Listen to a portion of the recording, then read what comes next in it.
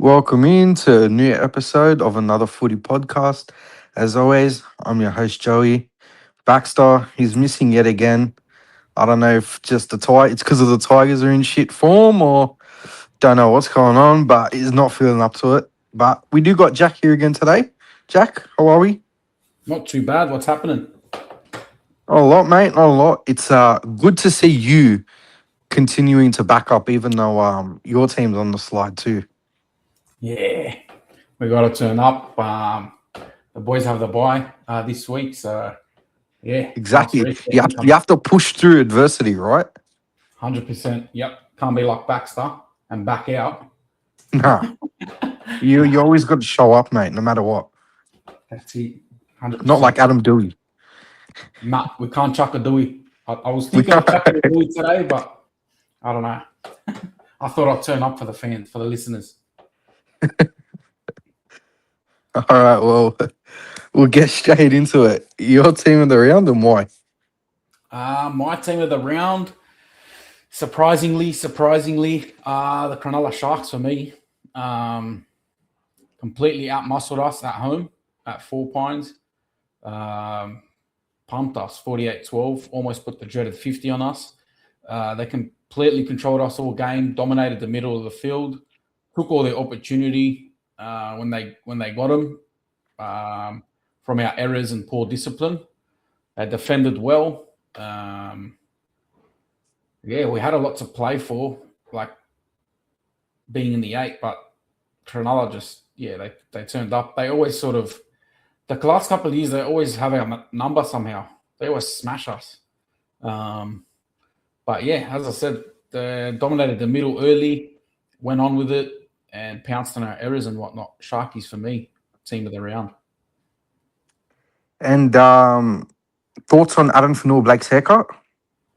Oh, mate, what he's doing there? Apparently, he had to pay he got it half price because he was only Oh, is half a that why? haircut. Yeah. I thought apparently like the barber's clippers, bro, the battery died or something. I don't know. That's what I heard. The Clippers died halfway through. Yeah, bro. It died mid fade. um, the Sharks, man, it seems like they've found form at the perfect time of the year. To be honest, Nico Hines, I think he might be the most informed player of the competition at the moment. So it's interesting because how long was he injured for? He was injured a while there, wasn't he? That's what I They mean.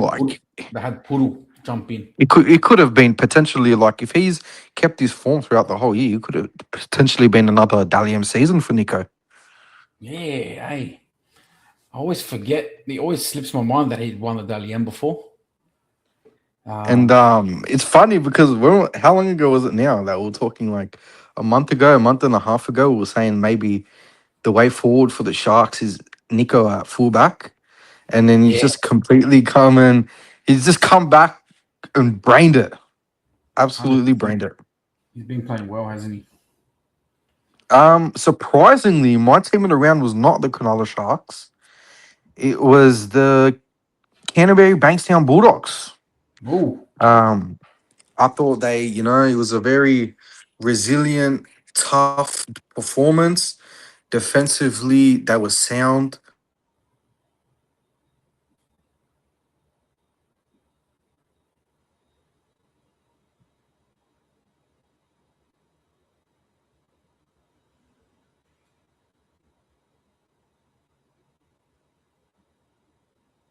His decisions around the spine and all that, but it seems like it's paid off.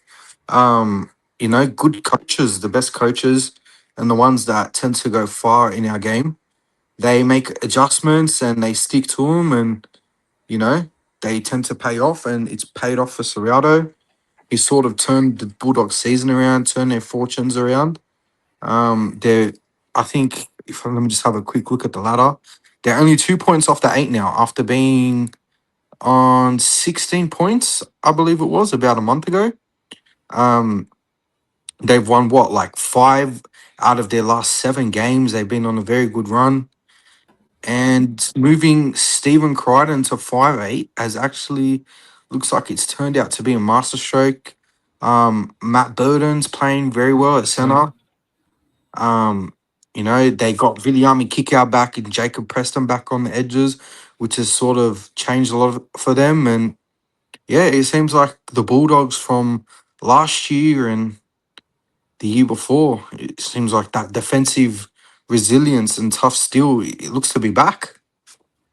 Does, doesn't it? They've been playing Yeah, well the last month. it has. They've had two very, very good wins. I'm pretty sure they beat Panthers a couple of weeks back. The other was. No, I think the Panthers was in like April, wasn't it? I'm not too sure, to be honest, but I know they beat Penrith. They beat Waz now. They kept the opposition to nil last week. They only kept Waz to 6 this week. Yeah. No, they've been playing well. And as you said, Critter to 6 has worked out really well. He was getting real criticism when it first happened, putting the best center. And I still do think it's a long-term solution, but I mean, it's working at the moment. So who are we to say otherwise? Well, exactly. Like how they're playing at the moment, at this current stage, how can you move him out of the 5'8" role? Yeah, 100%. No, it's working for him. And if they continue this form into the finals, it could be anything. Well, like I said, they're 2 points out of the 8. Who do they got this week? Melbourne. Well, Melbourne, they've just lost Harry Grant. So another opportunity, and they'll have no Munster too. So that could be another massive opportunity for them. The Cowboys got Roosters too. So the finals race, it's heating up, mate. It's heating up. It's almost September. How good. Yeah. Another year where we go to Bali early. Yep. We're used to it by now, surely. Surely you got tickets on the ready for Bali every year. Yeah, first class, mate. You're a regular. Sponsored by HBG. Bali. Your worst team of the round and why? My worst team of the round. Look, I don't want to flog a dead horse. But thank God Tigers exist, so we don't have to talk about Manly anymore. Like, where do I even start? Exposed defensively yet again, back-to-back weeks. A horror week in terms of outside noise and off the field, compounded by abysmal performance on the field. Almost 60 points put on you or on Tigers. Yeah, they just couldn't turn momentum at all. I was surprised they even scored. They scored twice, I'm pretty sure. And the biggest sort of indicator where Tigers are at the moment, Laurie Daly. That's not Laurie Daly, sorry. Dane Laurie. He scored a hat-trick. He scored a hat-trick out of position. And it just shows the difference in mindsets of teams. Dane Laurie's not even a lock, and he plays out of position and scores a hat-trick against Tigers who, and as we all know, one of their players got asked to play lock and said no. The irony. But yeah, Tigers, for me, worst team of the round. As I said, we sort of touch on them a lot on this potty. Well, look, obviously we don't mean to, but it's hard not they to. Don't help themselves, do they? Exactly, with the constant noise, man. Like it's hard not to, and yeah. Yeah, nah, that's for me. Tigers worst team of the round. Well, my worst team of the round was actually Manly. I think we all expect the Tigers to get smashed, but Manly, it's very rare that they put in performances like that, and to lose 48-10 at Brookie, like that's unheard of for Manly. Like it's very, very rare. You just conceded 30 points by halftime. It was looking.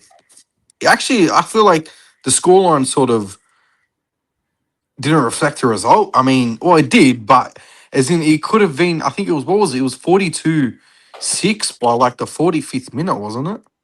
Yeah, like 5 minutes into second half. That's what I mean. Like it could have got ugly, like 60 plus. It was heading that way, but them sort of, I don't know, Sharks just took the foot off the gas or stemmed the bleeding. But yeah, Manly, they just, I don't know, mate. Is Fosball? It's dead.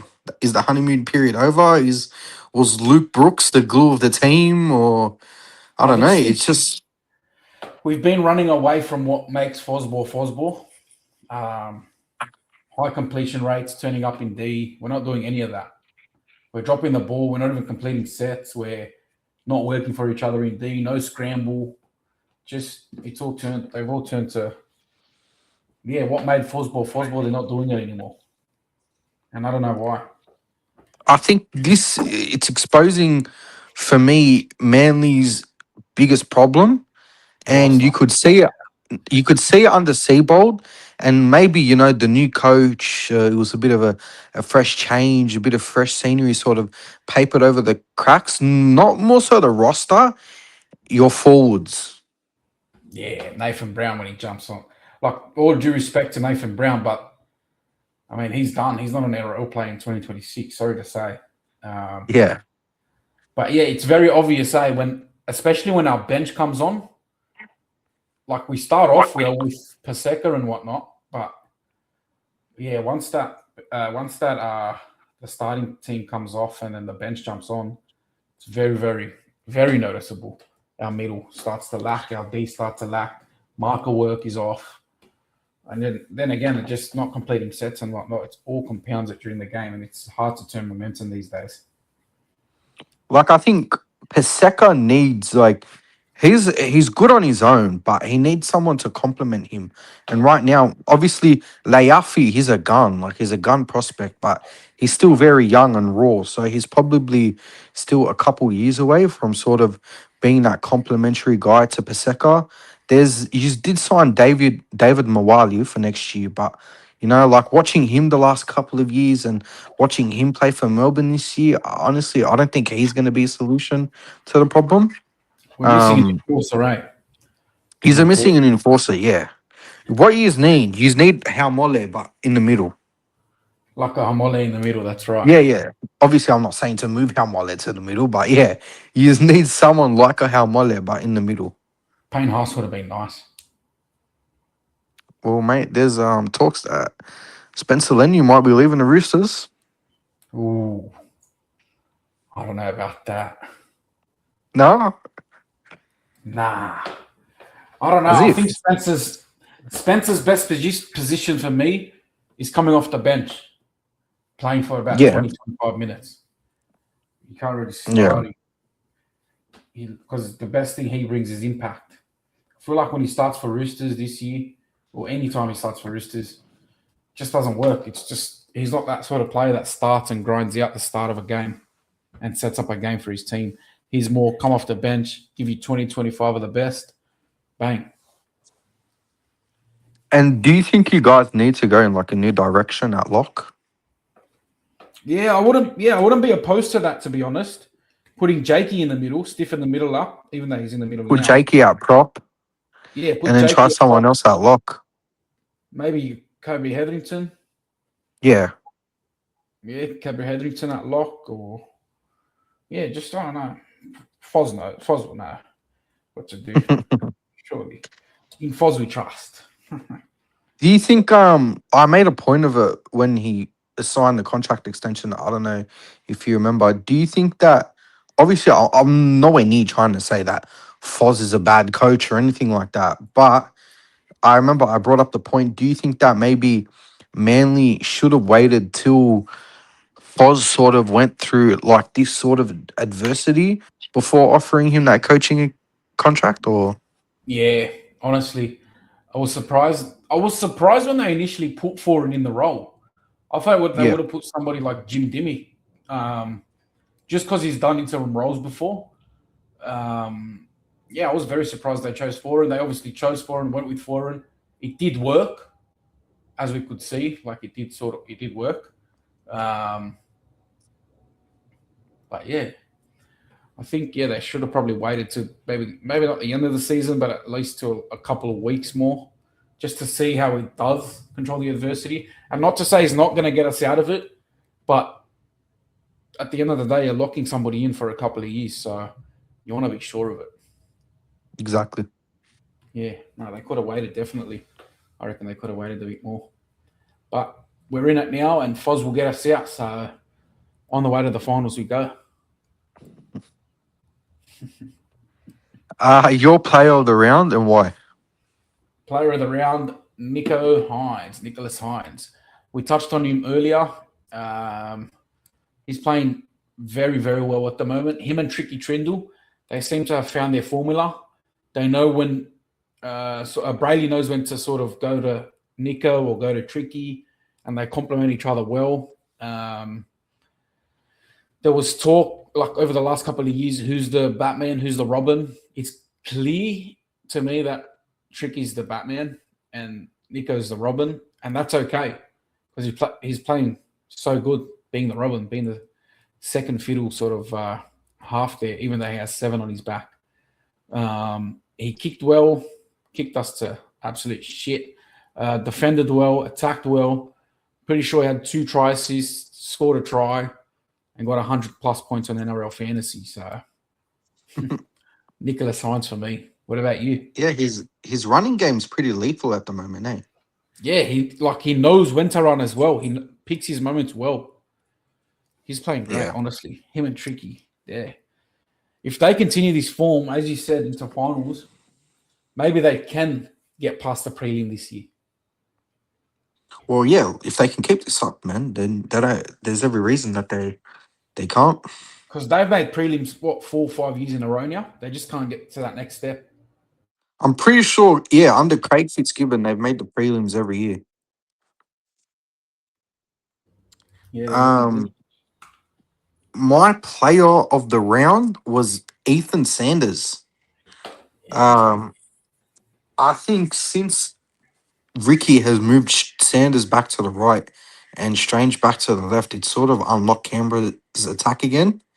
It's a pity that he didn't start the season like that because I truly believe if he just played Strange on the left where he excelled last year, and won the Dally M5 out of the year, I feel like they genuinely could have made the top 4 or top 6 again. Since Sanders has moved back to the right, it's unlocked his game. Strange is improved a lot, playing back on the left. Canberra's whole attack has improved, and yeah, like I said, man, it's really unlocked Ethan Sanders' game. He's had a great couple of weeks, and that didn't change on Saturday. He had 4 try assists, 2 line breaks, and 2 line break assists, and yeah, and he scored a try. Sorry, he scored a try as well. Scored a So try. He dummied Buller, didn't he? yeah. Made Buller look Buller like fell. Buller fell for a dummy that someone was covering. So, but let's not talk about that. Yeah, no. Ethan Sanders has been playing great, eh? And it just goes to show, like I did say, I am contradicting myself a bit here because I did say in a previous podcast that is there sort of a fine line between sort of rushing young guys and just backing a proven player in regards, and this is in regards to Fogarty and Sanders, but it seems to me that the persistence has paid off with Sanders, and we're sort of seeing it come to fruition here. Yeah, Ricky's got another one right, hasn't he? He's got Paddy right, he's got Strange right, he's got Sanders right. Fucking hell. Yeah, he knows how to get him going, old Ricky. You got to give it to him. He did. Yeah, literally what you said, Sanders, ever since he moved them back to their... And I don't know why he done that, to be honest, because I have that no being idea the either. positions, right? Yeah. Ethan Sanders is a right side player. Ethan Strange is a left side player, and you could tell they were struggling at the start of the year. They just weren't clicking, but now they look so good. I don't know if they've left it too late. Well, here, let me look quickly at the ladder again. Oh, no, maybe not. They're They're on on 22 points. They're 4 points outside the 8. So they're on the same points as Mealy. But we have Yeah, a but bye. they still got a buy left. Yeah, and we have the bye this week. Mealy. Yeah. Interesting Actually, yeah, times, that's though. worth noting that the Bulldogs, they have no more buys left. Oh, true, eh? That's going to be interesting. Cowboys, Bulldogs, Manly, Canberra. Who takes that 8 And spot? Knights just lost fucking Ponga. No, sorry, not Ponga. Brown and Lucas for the season. So Yeah, they did too, eh? It's going to be things could be heating up. Nearly have a tough draw, not going to lie. I don't know about Canberra's draw. Well, they got this week. They got the Panthers in Mudgee. Jeez. Is it going to be another miracle in Mudgee? What was that? Was that Ethan Strange? That was a Yeah, field Ethan goal. Strange. I think, yeah, Cleary attempted a field goal. He hit the post, and then I think Strange ran the field to score. Or he Jeez. set up Weeks. Yeah, I that's think. right. Yeah, he did. Yeah. It's going to be an interesting few weeks leading up to September footy. Well, our fan player of the round was Adam Doueihi. Yeah, that's Adam Doueihi. He played a good game. He won the fan player of the round by sitting on the bench, did he? But not even coming to the game. Yeah. He chucked He it looked good in the Raiders jersey. He did, didn't he? Yeah. He really helped the Raiders to victory. Apparently, he was in his Range Rover doing laps around the stadium. Do you think that actually happened, or is that like just some sensationalist journalism? I think that's, I don't know who it was. I'm not going to name names here, but I think that's some great journalism there, doing laps in his Range Rover. He was doing laps around the COE in his Range Rover. He's probably on the phone to his dad going off. Yeah. Straight out. Oh, rugby league. What's doing? There he is. How long will he last? The PNG Chiefs, they land another one. Zach Lomax, he's signed a 3-year deal. Zach Lomax with the PNG Chiefs. How long he actually lasts, no one knows. But yep, on paper, he has signed a 3-year deal with Papua New Guinea. What do you think? Yeah. Look, I said it tongue in cheek. How long will he last? But honestly, this is what his third, fourth contract within 2 years. I think so. Yeah. Yeah, he left Dragons. Didn't finish his contract there. Signed for Para for 4 years. 1 year into that deal, asks for a release. Signs with Rugby. 1 year into that deal, now signs with PNG. It's a circus for Lomax, but It's Zach Lomax roulette. yeah, Zach Lomax roulette. But honestly, like, he's a great player, great rugby league player, and anytime you have a great player in the game, like, it's a win for the game, it's a bonus for the game. You'd rather him in league than rugby. Very good signing for PNG. PNG are making nothing but great signings. Yeah. They've got Luai, Connor Watson, Alex Johnson, now Zach Lomax. They've got Matty Lees, who's pretty good. Linked to Joey Manu. Yeah, linked to Joey Manu. And linked to someone else we'll talk about soon.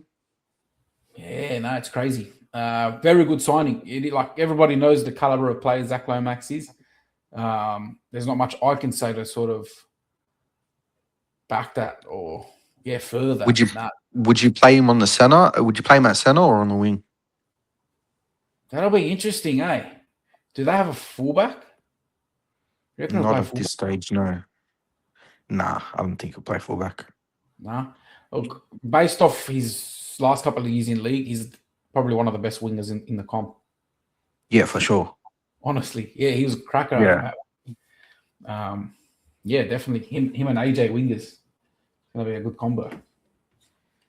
Zach Lomax, Alex Johnson on the wing, Jerome Luai, and on to the next, potentially Cameron Munster in the halves. Gee, I've seen that, eh? But Cameron honestly, Munster in talks with the PNG Chiefs. I don't think he's gonna actually go. I think it's more of a way to get more money off Melbourne. Test the market. Yeah, and he's probably sussing out what PNG can offer. Maybe they do offer something that can sort of turn his head. But I just don't see it happening, honestly. But I Well, said that. Melbourne have given Munster their blessing to speak to the PNG Chiefs, but it came out like a day or two later. So I'll read the article here. The Melbourne Storm have made one final play to keep Cameron Munster, tabling a new contract for the superstar after the Papua New Guinea Chiefs were granted permission to begin negotiations with the Queensland Origin player.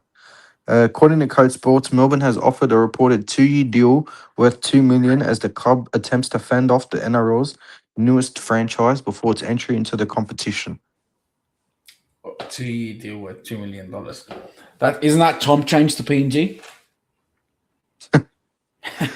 Well, it depends because he can go to PNG and maybe like they can offer him like 750 or 800K, and he'll probably be getting the same money in PNG that he would in Australia. Yeah, true. I don't know. Honestly, do you see it happening? I don't see it happening. I think he's got what he wanted out of it. Look, I don't know. Maybe like I feel like maybe he might want to stay loyal to Melbourne, to Bellamy, especially with what Bellamy's going through and how Melbourne have stood by him. Or he could, say I think he's what, 32 now, 33. It could be the big final paycheck. It could be maybe he wants to try something different. He's been in Melbourne his whole career. He wants to sort of maybe try getting out of his comfort zone and trying something new. I mean, I feel like leading a brand new country to success and glory, like, it's an attractive proposition. If you put the money aside, a struggling country like PNG where rugby league can sort of be like a glimmer of hope for a lot of young people, and something to look forward to, something that gives people like a brighter future. There's meaning in that, and if it gives players a purpose, something more so than something something. more than just footy and money, you know what I mean? Like, it's a chance to genuinely change people's lives. Yeah, true. 100%. The impact that it will have on PNG alone, yeah. It's a good point. I myself, I just don't see it happening. I think he got what he wanted out of the whole sort of situation. Melbourne have now offered him a 2-year deal worth $2 million. So I think he just done it to sort of drive his price up that little bit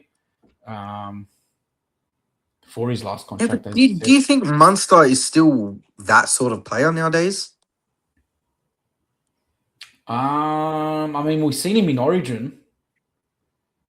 He was phenomenal in Origin, right?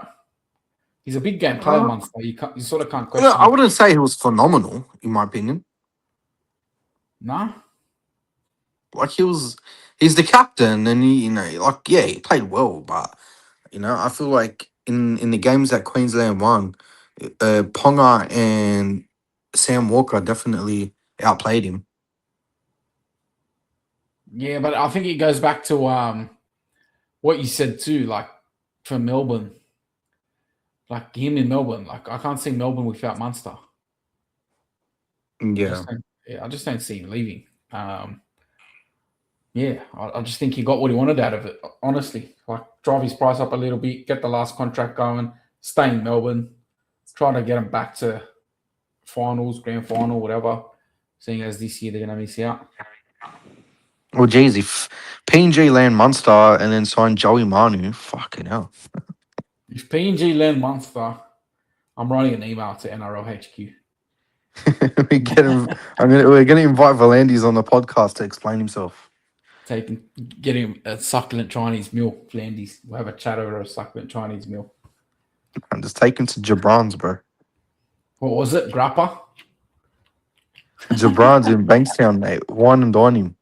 Yeah. Or Joe Bell's Cafe in Belmore. Get AI Gus there. You reckon Gus has ever met Cam Munster? I don't know. What do you reckon? I don't think he's met Apparently him. he hasn't. Bad sign for Melbourne if he hasn't. He said on I think was it 100% footy yesterday. He's like, I've never met Cameron Munster. I've never met him. You know what that means? There's a lucrative contract coming. So Munster's going to the Bulldogs to replace Stephen Crichton, and Stephen Crichton's going to PNG. Is that what you're saying?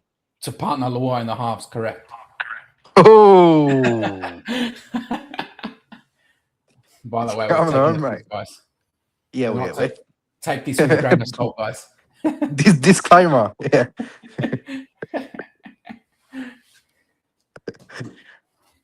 Alrighty. Bit of signing news for the world's most mediocre team, the Perth Bears.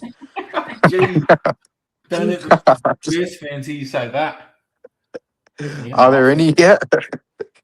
Yeah, well, North Sydney Bears, do they count? Maybe. Nah, I'm Recent joking. Like signings, I can talk. Morgan So they've Smithy. signed. Morgan Smithies has signed a 3-year deal. They're very close to signing Junior Paulo, and Tyson Smoothie has inked a 3-year deal with the Perth Bears. I think a 3-year deal for Tyson Smoothie is a bit much, but yeah. Your thoughts? Morgan Smithy's great signing. Yeah, that is a good Um, signing. we've seen what he's done for Canberra. I'm not too sure how old Morgan Smithy is, but I'd say he's on the younger side. He's Junior 25. Paulo, yeah, there you go. It's a very good signing then, Morgan Smithies.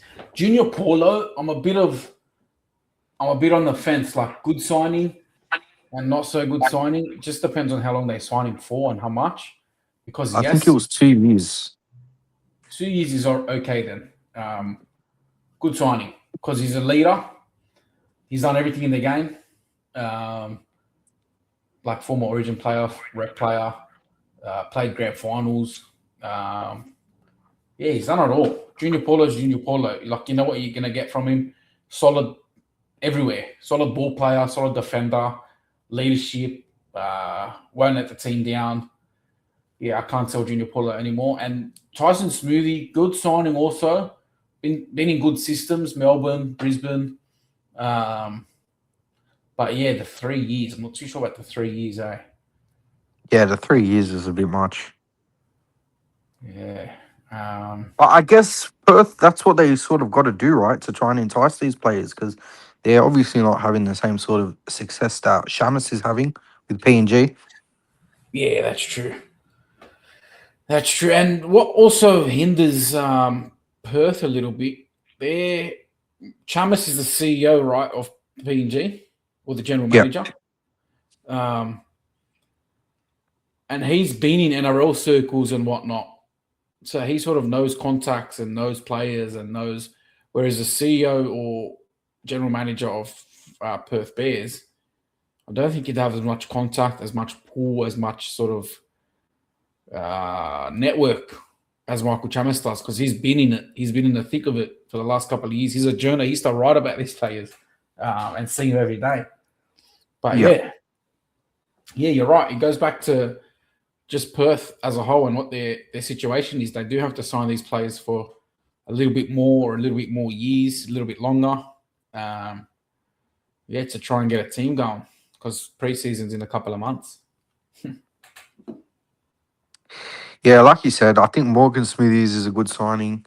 Junior Paulo is obviously, he's getting on a bit, but he's sort of that good senior. Like they've signed Junior Paulo and Scott Sorensen. Of they are a bit past their best, but them two guys will be crucial in sort of like forming and establishing that culture that can sort of Hard work. build It's a at hard Perth. working. Yeah, like Yeah, hard working culture. Just do your job, get the job done, no complaints. yeah, You know what you're gonna get. You know what you're gonna get from those sorts of players. Similar to the Dolphins when they got like Bromwich, Kafusi sort of thing. yeah, exactly. Yeah. More Perth news. Jack Cole has signed a 3-year deal with Perth. Your thoughts? I think that's a good signing. Again, probably on the longer side. But Jack Cole's, I reckon he's been good every time he stepped into, and it probably goes back to the system of Panthers. Well, it definitely goes back to the system of Panthers, but he's been good and he's a young half. I think it'd be a good signing. And I think with a player like him, if he knows that he's going to sort of lock down a role, I think it would only benefit him more. So if they Yep. come to him, and they probably did come to him and say, like, this is your sort of jersey. We want you to sort of stamp your authority on this jersey. I think a player like him, being this age, having experienced what he's experienced around the players that he's been around, I think this is sort of his moment to, stamp his authority and become a regular first grader. Good signing. It's interesting. Do you think he'll start in the halves and like him and Sexton? Yeah. Don't you reckon? Did Jamie Humphries backflip, didn't he? Yeah, Jamie Humphries backflipped. Yeah, he done the old TCE. But yeah, Jack Cole, Toby Sexton. Surely. But it's Starting up. interesting because they've signed Smoothie now. So is the plan Smoothie at hooker and then have Wishart and Sexton in the halves, or do you think they'll go Wishart, hooker, and Cole and Sexton in the halves? I reckon Cole, Sexton in the halves, Wishart and Smoothie share the hooker role. Yeah. Makes sense. More Perth signing news. Gehamat Shibasaki and apologies if I pronounce this wrong. Jope Rauk have signed with the Perth Bears. Shibasaki on a 2-year deal, and it doesn't say here how long Rauk has signed for Perth for. But yeah, Shibasaki and Rauk would sign with the Perth Bears. What do you think?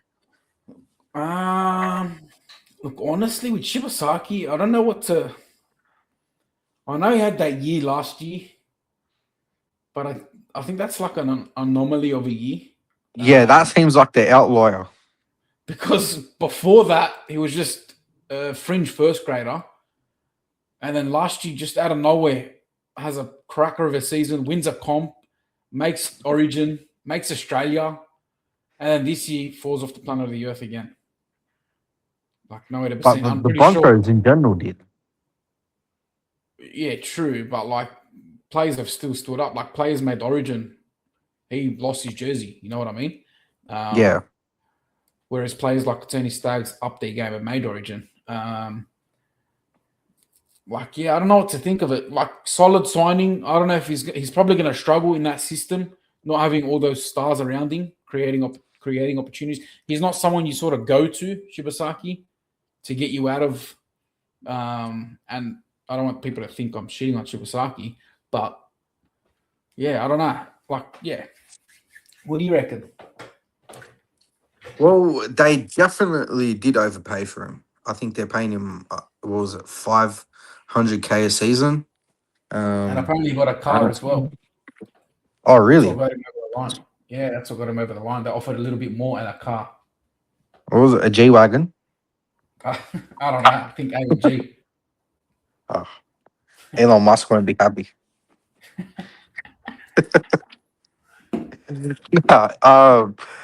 Yeah, honestly, it's sort of a signing that maybe they had to make, but I'm not sure like overpaying someone like Shibasaki is the right strategy. Yeah, it's not the sort of Um, strike player that they need. yeah, I know what they're trying to do, but he's not that guy. Like, he's not a spark. He's not gonna get you out, or he's gonna do his job. He's gonna be there to support if there's a line break and whatnot. But he's not gonna be the one to get you out of and tell the boys, "Hey, jump, like, get on my back. Let's do this shit." yeah. No, you're right. Joe Brack, he's a Bulldogs junior. I think he's a winger, so probably just gives Perth a bit of depth in that position. Yeah. Yeah. Hugo Savala has re-signed with the Roosters for another 2 years till the end of 2028. What do you think? Good signing this year. I think this year has been unbelievable, playing out of position in centre. He's naturally a 5'8", I'm pretty sure, or a halfback. Oh, really? If only Yeah, someone else could do that. Hey. Somebody else should take note. But yeah, he's been playing out of position this year, and he's been like, if you didn't know any better, you think he's a centre because he's doing a job. He's doing a job. He's Yeah, scoring. he's playing well. Yeah, making tries, saving tackles, and he's gone on the record saying he doesn't want to leave Roosters. He'll play anywhere for Roosters until and he'll wait for his opportunity in the halves. yeah, it just shows the kind of bloke that, or kind of club that Roosters are, to be honest. But yeah, good signing. You can't go wrong with a young half like Savala that loves the club and he's just biding his time to stamp his authority on that 6 or 7 jersey once DCE parts ways. If you are the Roosters, do you tell DCE at the end of the season, like, that's it, we don't want you next year? I'll wait until the season ends and I'll suss out the situation, how it ended, how it didn't end. If DCE played a part, if he didn't play a part, yeah, I just think it all depends on how Roosters end their season, how far they go, and if DCE gets them there or if he doesn't get them there. To be honest, I'd maybe think like, I'd tell DCE, yeah, you can come back next year, but Walker and Savala are the starting halves. Chuck DCE, wear 14. Yeah, just bring them off the bench. They probably won't do that, I don't reckon. I don't reckon DCE will do that. He'd rather retire. Yeah, probably. Yeah. Nah, good signing though. Hugo Savala, can't go wrong. Jamin Jolliffe. Jamin Jolliffe, he's leaving the Titans at the end of the year. He's off to the Titans Super legend. League. I think Wakefield Trinity. I actually kind of feel sorry for the bloke a bit because correct me if I'm wrong. He also rejected like a 3-year deal from the Cowboys to back himself at the Titans. Fucking hell. Yeah, and then he ended up doing his ACL in preseason. And I'm pretty sure he was in form before he got injured, eh? That's what I mean. He was playing well last year. I think he did his ACL in preseason. He played pretty well for the Titans last year. Was probably their best forward outside of Bo Fermor. He was, eh? I'm not imagining things. No, he was pretty solid, man. And like I said, I think he rejected a long-term deal for the Cowboys, to sort of back himself to try and earn a longer deal with the Titans. Then done his ACL in the preseason and didn't get to prove himself, eh? Didn't get to prove himself, and the Titans must have, just given him the tap on the shoulder. Josh Hannay, mate, what's the one? What's doing? He's doing good. Yeah, no, I'm joking. he's turning them around. Yeah, no, slowly. We'll see. Only time will tell with the Titans. Yeah, that's right. They're like another club, I know. Manly? Nah. Club out west. A little club out west that you never hear about. Parramatta Eels, yeah. The Penny Panthers. Well, I wanted to, after last week's success with the Latrell and Turbo debate, I got a lot of good reviews about it. So we're bringing a new segment to another footy podcast. It's called Controversy Corner, and it's probably proudly sponsored by. Nah, it's not sponsored by no one yet.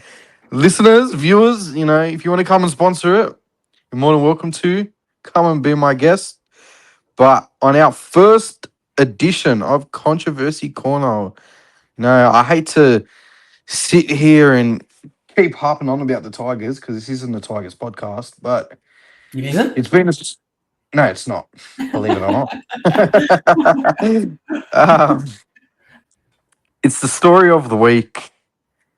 Story on everyone's lips. Adam Doueihi. So went a bit like this last Thursday, about midday, came out that Adam Doueihi and Benji got into a heated discussion after Benji told him he wouldn't be playing halfback. Doueihi's then refused to play. The game happens on the weekend, and then on Sunday, story breaks that Adam doesn't want to play under Benji anymore, and this is all recorded, by the way.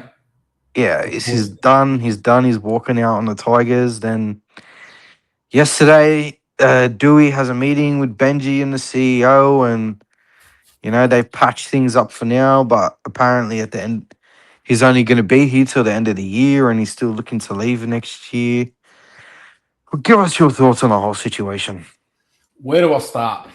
I've been chatting to you quite a bit regarding this the last week. like obviously we stay in contact with each other. And I'll let you know earlier. I sort of understand both sides.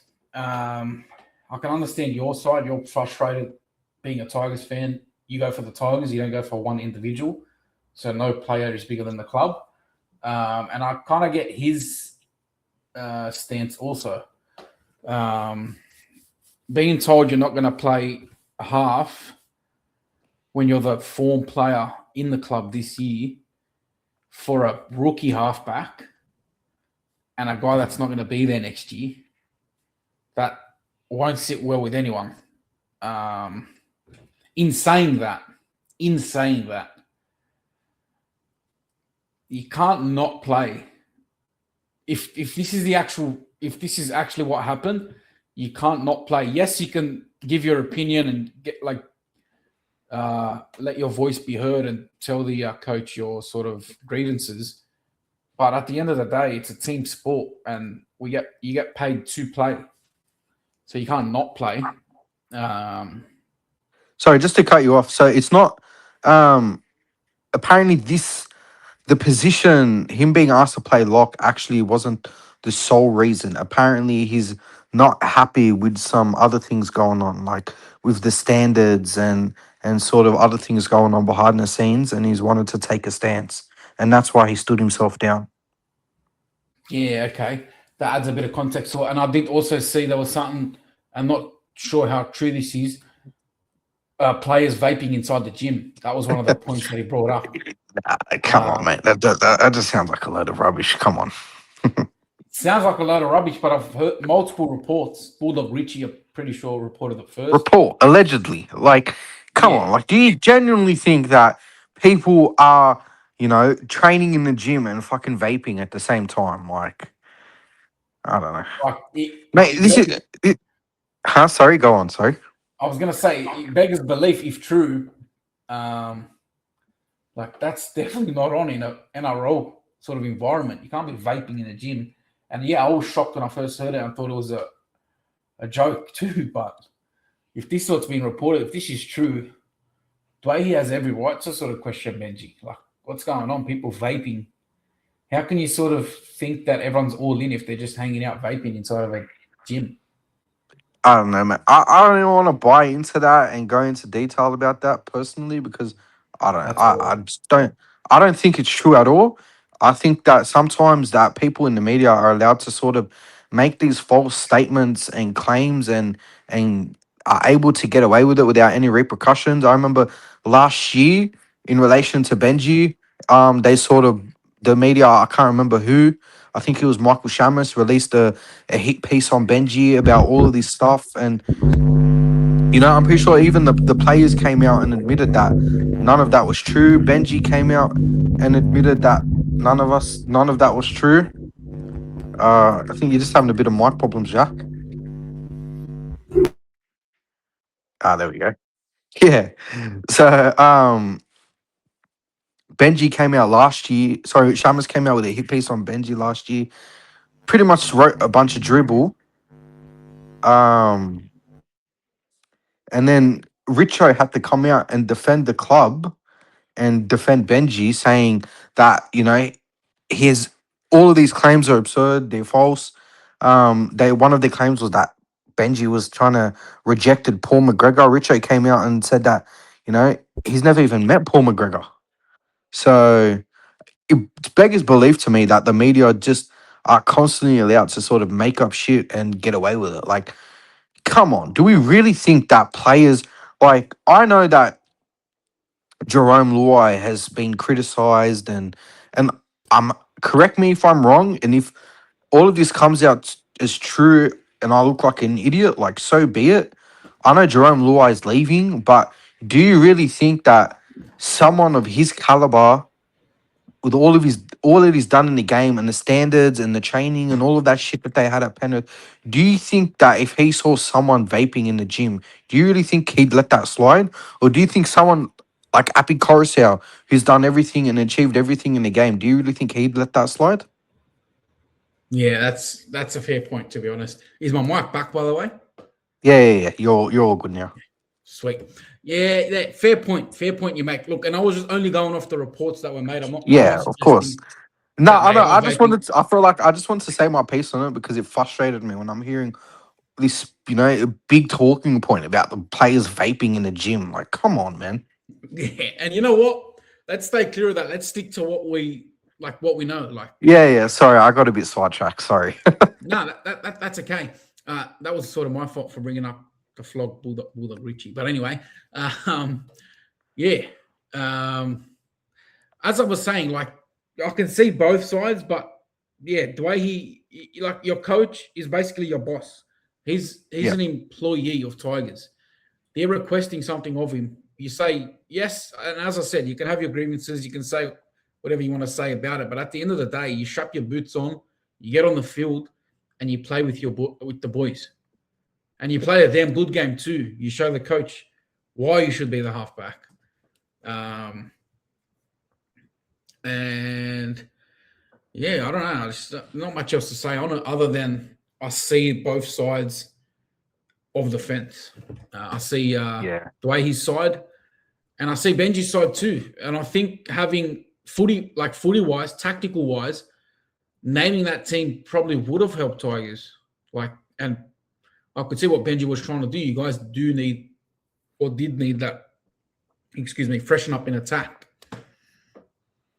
Yeah. I don't know. Me personally, after with every player drama that the club's been through, I think this is the worst thing that a player has ever done. To refuse to play, to sit out and dog your teammates, and to dog the club, to dog your fans who have stuck by you through everything. I think that's the lowest of low. Um, so many people have come out and said that ex former players who have achieved a lot more than Adam Doueihi, um, have come out and said that that's something that they would never do, no matter what problems they had with the coach. If the coach asked them to play in a different position, they would do it, no questions asked. We've seen it with Matt Burton. He's playing center for the Dogs. He had no questions asked. Latrell Mitchell, he approached Wayne Bennett and said, look, wherever you need me, I'll play. Yeah, Um, Tom Trebojevic played center under Anthony Seibold with no last year. issues.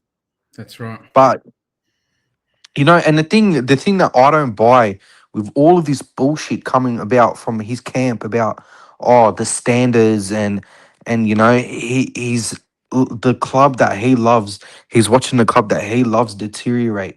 Mate, if you love the club, then how do you refuse to play? Right? That's something I don't buy. I can't cop that bullshit. Oh, I love the club so much, so I stood myself down and didn't want to play. Mate, that's a cop out, right? Yeah. And you're not happy with the standards. What's Adam Doueihi in that team? Yeah. He's a senior player, right? It's part of a senior player's job. He's a senior player and he's in the leadership group, right? So part of his job is to enforce the standards, right? So if you're not happy with the standards, then maybe look in the mirror and take some accountability. Because if the standards are slipping, then part of that responsibility falls on you, right? 100%. And then Yeah. so and the thing that I don't understand, right? So what has all of this has only happened in the last few months, right? So what with all of this, so the so-called players vaping, if his camp has leaked that shit, right? You think this is only started in the last couple of months? He was happy to accept a contract extension till That's the weird 2029, thing. knowing that Benji was coach, knowing that this was the playing group that he was going to be with long term. He didn't have a problem with the standards then, right? Yeah, he only signed that contract, a couple of months ago? Yeah, So, yeah, I don't know if he couldn't have drastically changed within that time frame, could it? no, I don't know. Yeah, it's a weird thing, and I don't know if have we seen this before? A player mate. from Tigers Not agitating Benji. even not even Lachlan Galvin refused to play, right? That's how low this act is. Not even Lachlan Galvin refused to play. Nobody's refused to play. That's why it's been such a big talking point. Nobody's ever seen this before, and I don't think we'd see it again. I hope this doesn't set a precedent, by the way. And today was the day that Benji Marshall. I've always loved Benji Marshall, the player, but Benji Marshall, the coach, today he lost me because Yeah, at, a lot of at Tigers fans are saying that. 4 o'clock, seeing his name back in the halfback jersey it's an absolute disgrace. You know, the club has no balls. The club has no standards. You know, how are you going to allow a player to throw his toys out of the cot and get his way? If the club had any sort of balls, they would have given him a breach notice, a fine for breaching his contract, and they would have brought him. And they would have said to him, Yeah, "You've let your club down. You've let your teammates down. If you want to play first grade for the Tigers again, you got to earn your way. You got to earn back your teammates' trust, and you got to earn back the fans' trust by playing reserve grade." Yeah, 100%. And what sort of dug Benji's grave even more? You guys had like a little social media piece where Benji was heard saying explicitly, if you're not in it or if you're not with the team or whatever, there's the door. There's the fucking door. Yeah, Put your money where your mouth is. Jerome Luai signs elsewhere. He still gets named. Where's the door for Jerome Luai? Doueihi walks out on the team, invited straight back in. I think it would have been more of a statement if Benji left both of them out. Imagine that. He'd be listen. being Say praised right what now. you Eh? want about Jerome Luai. Jerome Luai never refused to play. Jerome Luai is a team. You know, people might think this is controversial for me to say. Jerome Luai is a team first player.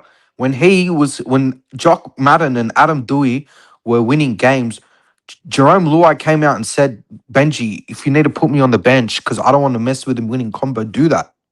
Yeah, he did too. No, there's no question. There's no question. Jerome Luai is a team player. You don't win 4 comps in a row by not being a team player. But yeah, like I'm just talking about like Benji. If Benji sort of dropped both of them, that would. And I know he's not going to do it because he needs wins now.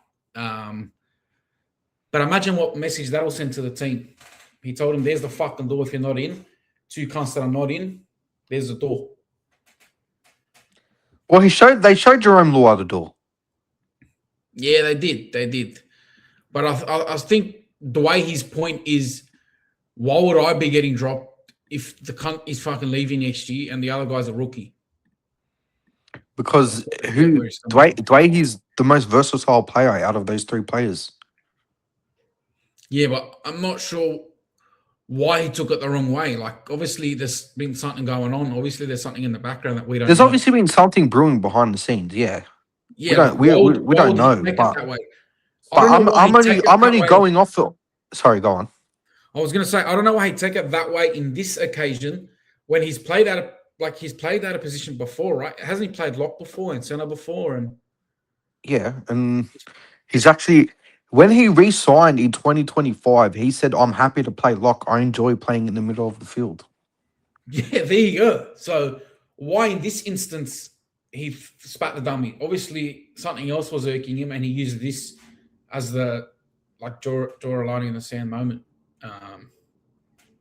It's interesting, and you know what? I kind of feel sorry for Javon Andrews because imagine remembering your debut, looking back on your debut, and he was marred by this.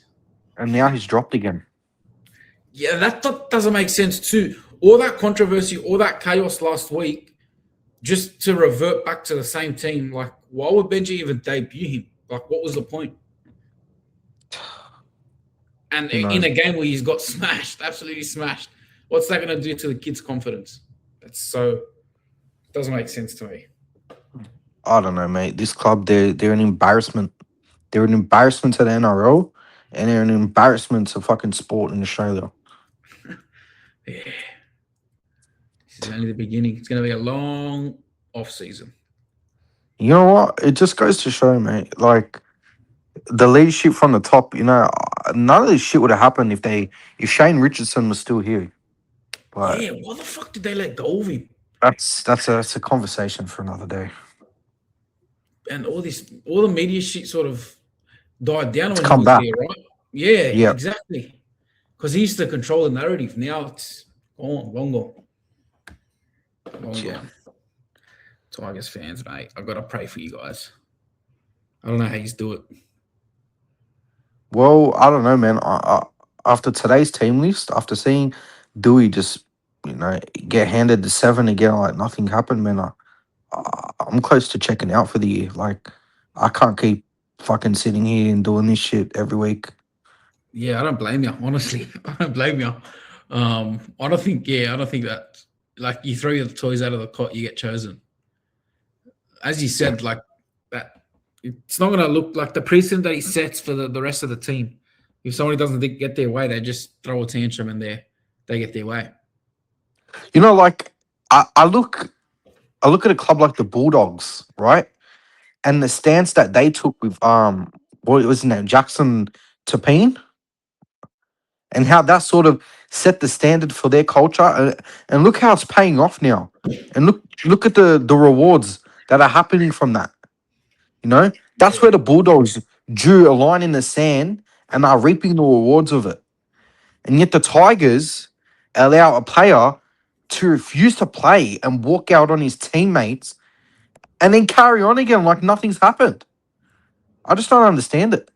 Yeah, and I thought it was weird today, eh? The way the boys were acting in front of the cameras, that was so, I don't know, I can't explain it. Yeah. It was Yeah, something out of a it's TV nice show. to know that they're all smiles after he fucking dogged them on the weekend and everything's hunky dory. Yeah, but is that even a worse look for the club? Yeah, Like I don't know, man. the other players not, and I know they have to get along like it's a team sport. They can't sort of ostracize him or isolate him, but I don't know. Like, it just gets people talking more. Like, what do Tigers stand for if all the players just welcome him back in with open arms? They stand for nothing, mate. That's what they stand Yeah, for. that's what it's looking like, They stand unfortunately. for talk. As you said, Benji says in the preseason, there's the fucking door if you don't want to buy in. And then, yeah, anyways, let's. And bros locked the door. I don't want to keep. I don't want to keep going on about the same thing. Controversy corner, mate. That's why they call it that. Great segment. Great start to the segment. Tune in next week for our second edition of Controversy Corner. Let's hope it's not Tigers related, please. Fingers crossed. Fingers crossed. Your tips for this week? Cowboys, Dolphins, Bulldogs, Warriors, Panthers, Newey, Sharkies, and Para. So I've gone. It's Cowboys versus Roosters. Who have you gone? I've gone Roosters to beat the Cowboys, Dolphins. Let me just quickly get up the Dragons and Dolphins. fiction. Yes. Yeah. So Roosters, I've gone Roosters to beat the Cowboys, Dolphins to beat the Dragons. I'm never tipping the Dragons again, by the way. The Bulldogs to beat Melbourne, Warriors to beat the Titans. I'm actually 50-50 on that one. I think the Titans can get a result. Penrith to beat Raiders. I went Broncos to beat the Knights. Fucking kind of tossing and turning between that one. Sharks to beat Souths and Para to beat Tigers. Also, just we got a bit of a last minute addition, bit of last minute news that's just broke. Dragons set to sign Cody Nikorima on a 2-year deal from next year. That's a good fucking signing. Damn. That's a very good signing. They've Fucking the Dragons genuine six, like genuine half. Someone that's played in the half position and for a long time. they're putting together a good fucking roster, man. They are, eh? They're getting a lot of attack, eh? And that's exactly what they need, eh? Straight. What do you think with Atkinson? Or do you think Nikorima plays more of like a bench utility role? Yeah, probably. Because he's getting on too, isn't he? He's about in the 30s something. He's 32, yeah. Or would you go Metcalf and Nikorima in the halves and chuck Acto at 14? Or Oh, actually, wait, no, never mind. I was going to say, did they chuck Atco at fullback, but they signed Drinky? I forgot. Yeah. Did they possibly play Atco at centre? You reckon? He played a bit of centre for the Sharks. Nah, they'll probably just put in 5'8", to be honest, and they'll put Nicarima. Well, Nicarima's he's been a lot better than Atkinson this year. He has. He's been cracker. Then Nathan Cleary from Timu. Who's that? Don't you, is it just me, or do you not think that Atco looks a bit like Cleary? Oh, yeah, kind of. Now that you say it. Does look like him a bit, eh?